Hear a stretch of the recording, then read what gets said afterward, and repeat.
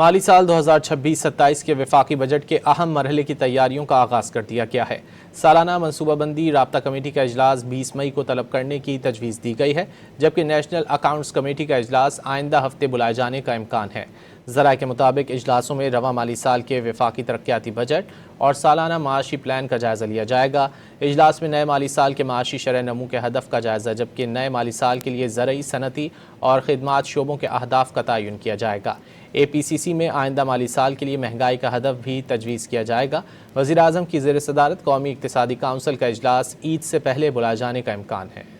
माली साल 2026-27 के वफाकी बजट के अहम मरहले की तैयारियों का आगाज़ कर दिया गया है। सालाना मनसूबाबंदी राब्ता कमेटी का इजलास 20 मई को तलब करने की तजवीज़ दी गई है, जबकि नेशनल अकाउंट्स कमेटी का इजलास आइंदा हफ्ते बुलाए जाने का इम्कान है। ज़राए के मुताबिक इजलासों में रवा माली साल के वफाकी तरक्याती बजट और सालाना माशी प्लान का जायज़ा लिया जाएगा। इजलास में नए माली साल के माशी शरह नमू के हदफ का जायज़ा, जबकि नए माली साल के लिए ज़रई, सनती और खिदमात शोबों के अहदाफ का तयन किया जाएगा। APCC में आइंदा माली साल के लिए महंगाई का हदफ भी तजवीज़ किया जाएगा।